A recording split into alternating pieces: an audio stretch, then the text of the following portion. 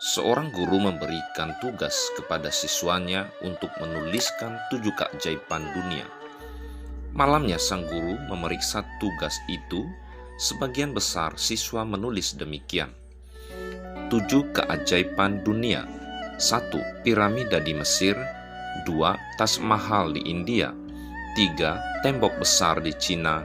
4. Menara Pisa di Italia. 5. Kuil Angkor di Kamboja. 6. Menara Eiffel di Prancis.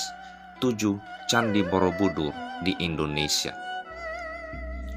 Lembar demi lembar memuat hal yang hampir sama. Beberapa perbedaan hanya terdapat pada urutan penulisan daftar tersebut saja. Tapi guru itu terus memeriksa sampai lembar yang paling akhir. Tapi saat memeriksa lembar yang paling akhir itu, sang guru terdiam. Lembar terakhir itu milik si gadis kecil pendiam di kelasnya. Isinya seperti ini: 7 keajaiban dunia. 1. Bisa melihat. 2. Bisa mendengar. 3. Bisa menyentuh. 4. Bisa disayangi. 5. Bisa merasakan. 6. Bisa tertawa. Dan 7. Bisa mencintai.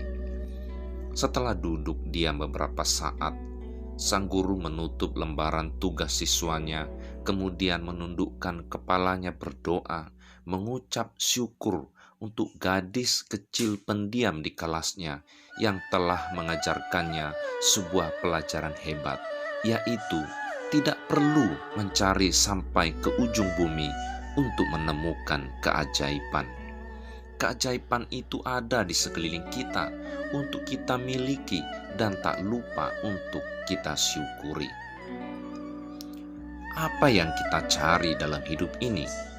Kita hidup di kebun, kita merindukan kota. Kita hidup di kota, merindukan kebun. Kalau kemarau, kita tanya kapan hujan. Di musim hujan, kita tanya kapan kemarau. Diam di rumah, inginnya pergi. Setelah pergi, inginnya pulang ke rumah. Waktu tenang, cari keramaian. Waktu ramai, cari ketenangan. Ketika masih lajang, mengeluh, ingin nikah. Sudah berkeluarga, mengeluh belum punya anak. Setelah punya anak, mengeluh betapa beratnya biaya hidup dan pendidikan. Ternyata sesuatu itu tampak indah karena belum kita miliki.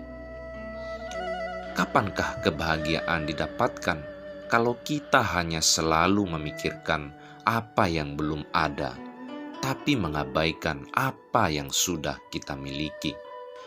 Jadilah pribadi yang selalu bersyukur dengan rahmat yang sudah kita miliki. Mungkinkah selembar daun yang kecil dapat menutupi bumi yang luas ini? Menutupi telapak tangan saja sulit. Tapi kalau daun kecil ini menempel di mata kita, maka tertutuplah bumi dengan daun.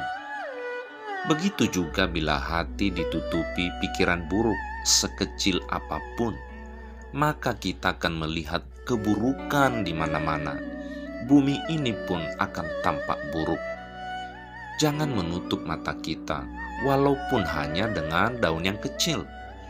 Jangan menutup hati kita dengan sebuah pikiran buruk, walau cuma seujung kuku. Syukurilah apa yang sudah kita miliki sebagai modal untuk memuliakannya.